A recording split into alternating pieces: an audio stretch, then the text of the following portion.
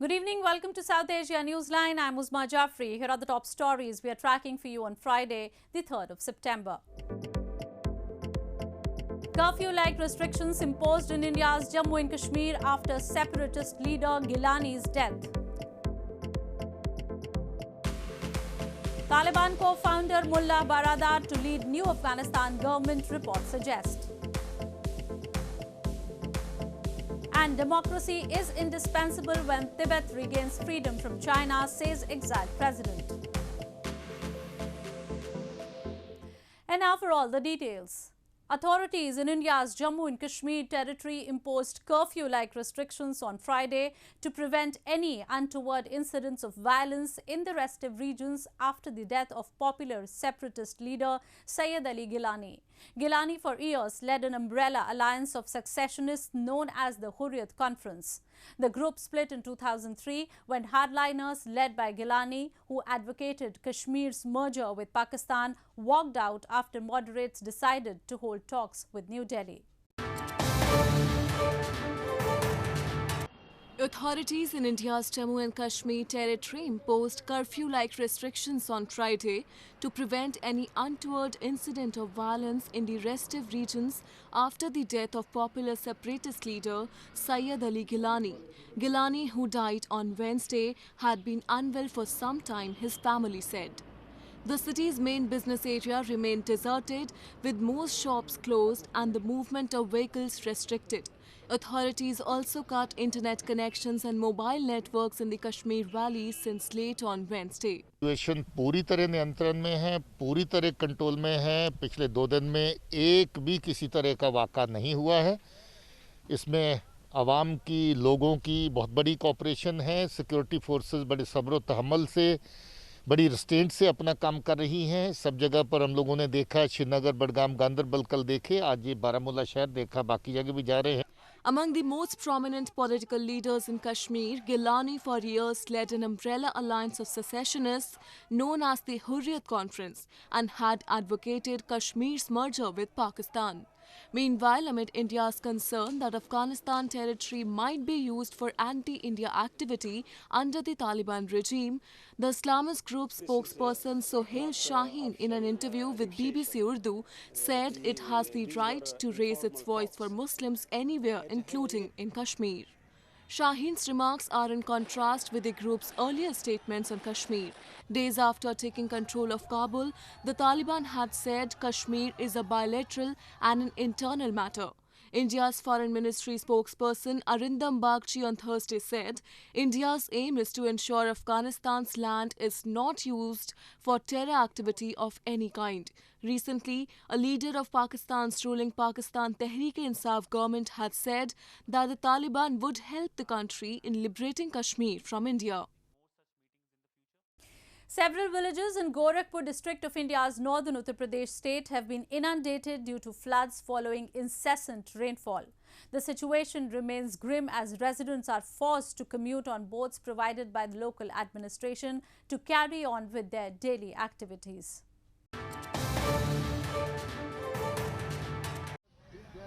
The flood situation has remained grim in parts of India's northern Uttar Pradesh state, including in Gorakhpur district, where incessant rains have flooded the Rapti river, causing damage to temporary dams and submerging several villages. The flood water has entered houses, schools and other structures, making life difficult for locals who could only commute on boats provided by the local administration, as rain halted for a couple of hours on Thursday, bringing some respite.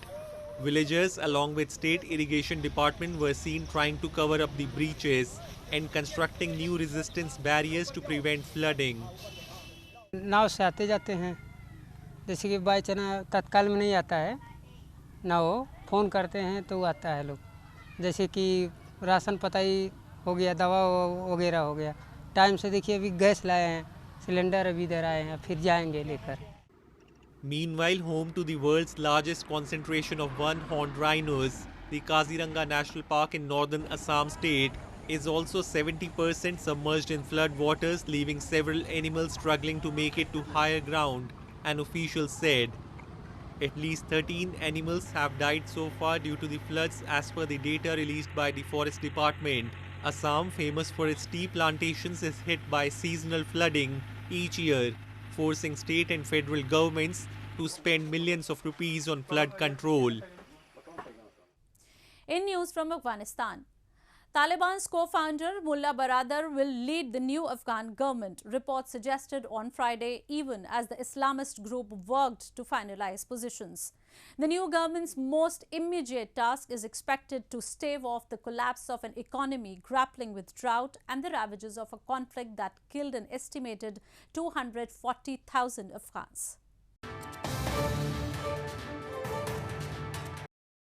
Taliban co-founder and head of its political office Mullah Baradar will lead a new Afghan government, while Sher Mohammad Abbas Istanigzai and Mullah Muhammad Yaqub will be in senior positions, and Haibatullah Akhundzada, the group's supreme religious leader, will focus on religious matters, reports suggested on Friday.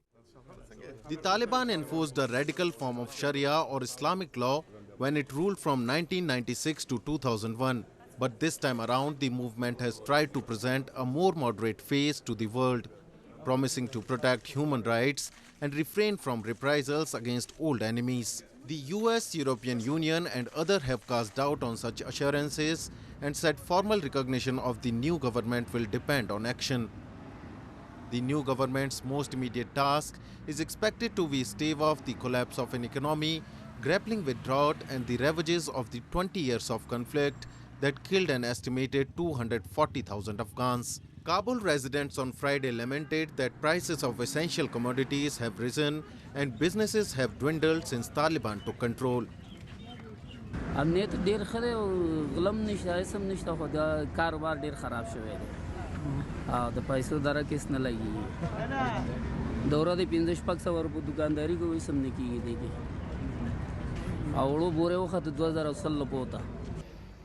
Taliban officials have said the problems will ease once a new government is in place to restore order and have appealed to other countries to maintain economic relations. But the structural problems run deep. More on news from Afghanistan. Since seizing Afghanistan last month, the Taliban have shown a more moderate face and said they will respect women's rights this time round. However, many Afghans continue to live in fear, especially women who are dreading the loss of the gains they have made over the years in terms of civil rights. The fear reflects in the fact that the demand for burqas has skyrocketed and markets see increased sales after Taliban's arrival.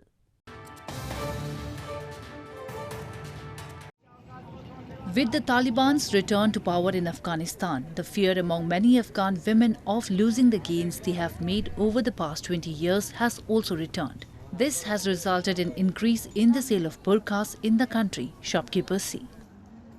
During their 1996 to 2001 rule, women were required to cover their bodies and faces in a burqa and were barred from school, work or leaving the house without a male relative. However, the Taliban, who captured Kabul and brought a chaotic end to the 20 years of war, have tried to present a more moderate face to the world since they swept aside the US-backed government and returned to power last month. Taliban recently claimed that women need not compulsorily wear burqa, but a hijab, a headscarf, is must to be worn.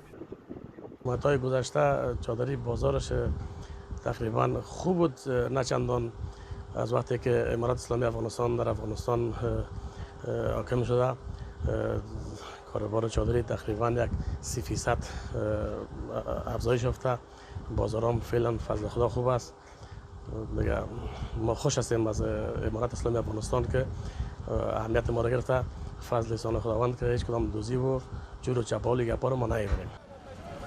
Meanwhile, as Taliban leaders work to form the new government, Kabul's daily wage earners said on Thursday there was no work in the Afghan capital. For the Taliban, growing economic hardship is emerging as their biggest challenge, with a sinking currency and rising inflation adding misery to a country where more than a third of the population lives on less than $2 a day. ما در چوک آمدیم در کارگری دیگه 18 سال حال هستیم هر کدوم ما اینجا آمدیم در چوک میشینیم یک کار است نه روزگار است نه دیگه اورام در قیمتی هم است یک بازار در 2200 2300 نه کار است نه غریبی است چطور کنیم بیادر دیگه اینجا آمدیم میشینیم مرکز در کارم نمیبره کلی مردم در پریشان سرگردان لالهان است. Many Afghans were struggling to feed their families amid severe drought well before the Taliban militants seized power.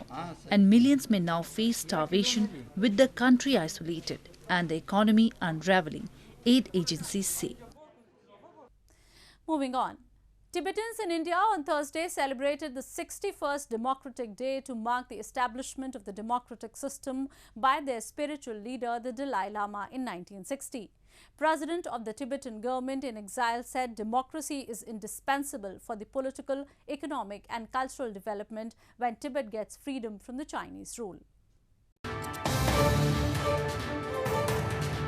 President of Tibetan government in exile Penpa Sering on Thursday said democracy is indispensable for the political, economic and cultural development when Tibet gets freedom from the Chinese rule.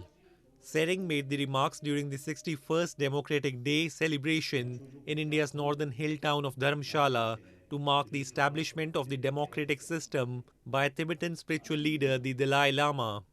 On this day in 1960, democracy was introduced by the Dalai Lama, and since then the Tibetans are electing their members of parliament in exile, Prime Minister and the Council of Ministers. Democracy is the most important resource to keep alive our freedom struggle and combine our capabilities. When Tibet regains its freedom, democracy is indispensable for its political, economic and cultural development. Meanwhile, as part of the celebrations amid the coronavirus pandemic, a limited gathering of Tibetans was seen in Shimla city and Indian capital New Delhi.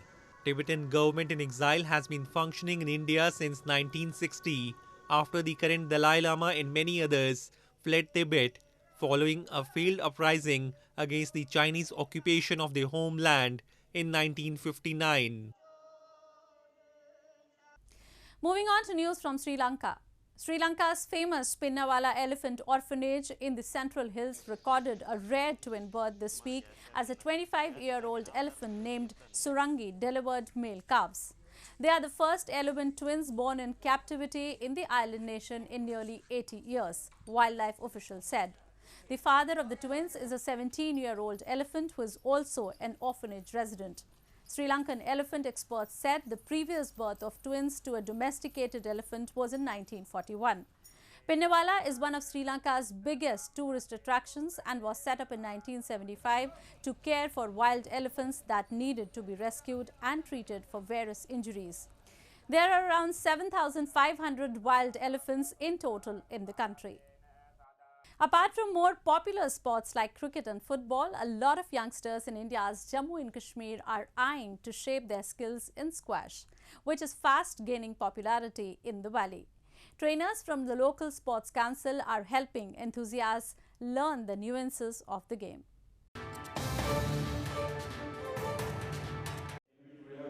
Squash is fast becoming popular among the youth in India's Jammu and Kashmir as sporting activities have restarted after relaxation in COVID-19 restrictions in the Union Territory. Apart from the more popular cricket and football, a lot of youngsters in Jammu and Kashmir's Srinagar city are actively participating and shaping their skills in squash these days under the guidance of trainers at the Jammu and Kashmir Sports Council. The participants, including boys and girls, said squash have been helping them not only remain physically fit but also mentally as they are now able to focus better in studies. ये game जो है अंग्रेज़ों ने लाई हुई है यहाँ पे, तो ये बदकिस्मती है। वैसे बच्चे अब आने लगे हैं इस गेम की ओर, तो अब पहले से काफ़ी है और हम लोग स्पोर्ट्स काउंसिल ने भी 2 कोर्ट बनाए हुए हैं गिंदुन स्पोर्ट्स स्टेडियम में और आने वाले टाइम में 5-6 महीने के अंदर अंदर वो हमारे कोर्ट तैयार होंगे, तो इस गेम की ओर काफ़ी बच्चे आ जाएंगे. Squash is famously dubbed as the world's healthiest sport as it pushes strength, balance and agility of the players to the limit. The players said that the government should promote squash like other sports and they believe that better infrastructure will help in attracting more youngsters to the sport. Well, that's all we have for you from South Asia this evening. Now our viewers can watch the show on southasianewsline.com. You can also visit us on facebook.com/SAsiaNewsline and follow us on Twitter @SAsiaNewsline. That's all in tonight's edition. We will see you same time next week. Have a great weekend. Good night.